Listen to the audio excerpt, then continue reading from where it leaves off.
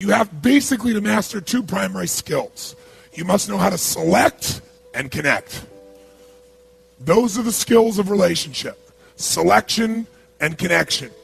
And you've got to find a way to constantly improve the amount of joy, passion, nourishment that's happening within you and the person you're in a relationship in. If you want to have not just a lover, a husband, a wife, a boyfriend, a girlfriend, whatever your language is, if you want more than that, you want a raving fan. A raving fan is somebody, if you were going to use a business metaphor, since there's so many business owners in the room, satisfies customers, leave. I'll say it again. Satisfies customers, leave. If they get a much better deal, much better opportunity, they'll leave. But a raving fan customer never leaves. And I'll give you a good metaphor in business. Apple Computers did everything it could do to screw up, and upset their customer base years ago, didn't they? In fact, they almost went under. They didn't make enough software. And a lot of companies and people that were Apple lovers. Now, people who use Microsoft, those individuals, how do you feel? Who uses Microsoft products and services? Great. And give me an emotional sound for how you feel about that company. Who here uses Apple products and services? And I didn't even have to ask them to make a sound. Did you notice that? Make the sound Apple products. How do you feel about Apple as a company? Now, it's only, 10% of the room, but almost everybody booed for Microsoft, which has the dominant marketplace, and they cheer for Apple. And the difference is people who use Apple are raving fans. Your goal in a relationship, above all else, is you want to make sure that you make this person who's in your life your raving fan. And there's only one way to do that. Worship them, not just love them. You got to worship them. If you want to have something that's extraordinary, because that person who is worshipped is not going to leave in a million years. And what makes them know they're worshipped is the following. You got to know, what do you really want? Because everyone is different. We all want love. We want the same needs. We got to know what we want. So some of you may be saying, well, Tony, this is all very interesting and dynamic, but I'm single and I don't have a relationship. You got to know how to start. The first step is to decide what's your vision for what you really want. What's your vision for what you really want? You can't make something happen until you get clear. What was the first step to taking something impossible and making it real? Focus. You need a vision. Without a vision, people what? Perish. You need a vision for your relationship. A vision for what is it I really want most in life? What would excite me? What would light me up?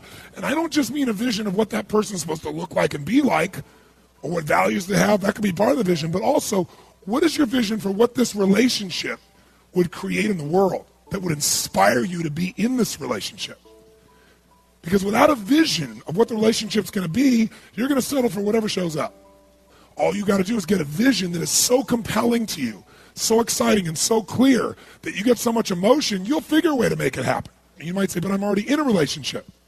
Well, remember I said the two skills you got to have is select and connect? The first and most important selection you're going to make in your life, well, I'll tell you this first. 95% of the happiness you're going to have in life is going to come from who you select as your partner. So we're going to get absolutely clear about what is it you really want, because it's impossible to get there otherwise. I'll tell you what helped me. And this would be if you're brand new and you're single. The best way to do this is you sit down and you write down every single thing on earth you could ever want in the ultimate partner in life, your ultimate mate, your ultimate lover.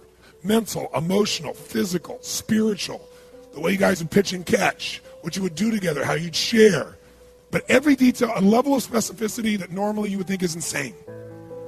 And then you got to make a second list, I learned. And I did this years ago. I made this list, and I read it. It was pretty cool. And then I got in a relationship, and in that relationship, I kind of let it grow because of what most people get in a relationship with. I didn't select consciously. What makes a relationship work is things in common. Similar values, right? Similar dreams or goals or loves or desires. What makes a relationship work is having things in common. Because what that gives you is the emotion of certainty that allows you to open up and connect. People like people who are like whom? Themselves. So you like this person, and you have certainty about this person. You have connection with this person because you have a connection through interests or values. And you have certainty because, hey, they're like me. So what makes a relationship work is things in common. What makes a relationship passionate is uncertainty, not knowing, and differences. This is the critical understanding. Can you have both in a relationship simultaneously? Yes or no? Yes, but most people pursue one aspect of their needs, like in the beginning they want the variety and the uncertainty and the excitement that comes with that. And this person's so different than me, and so it excites me because I'm quiet and they're loud and intense and playful.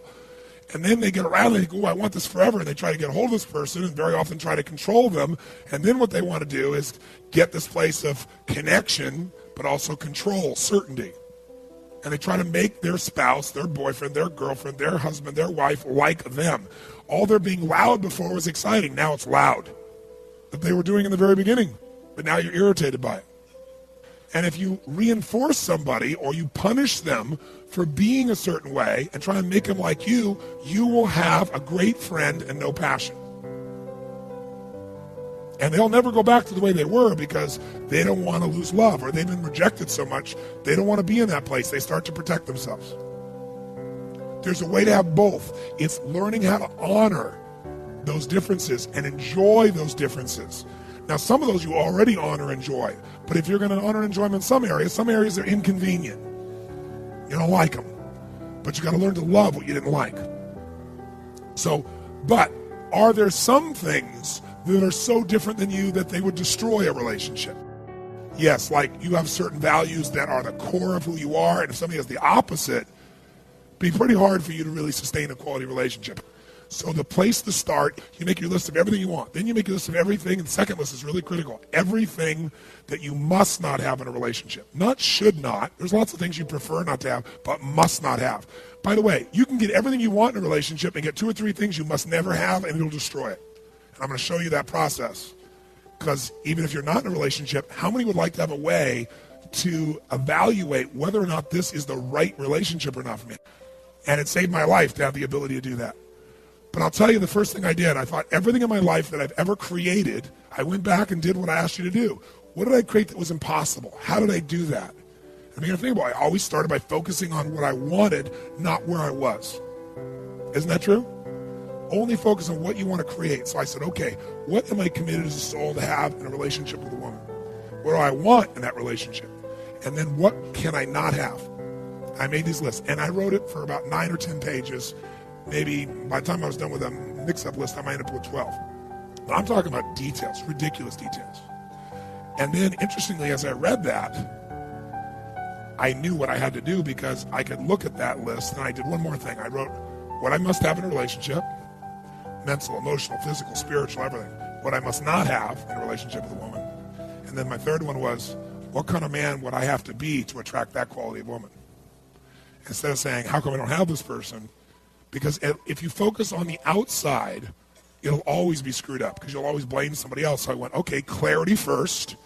What do I need? What am I committed to? What do I want? And clarity, what must I be for that type of person to be in my life? How many follow these steps?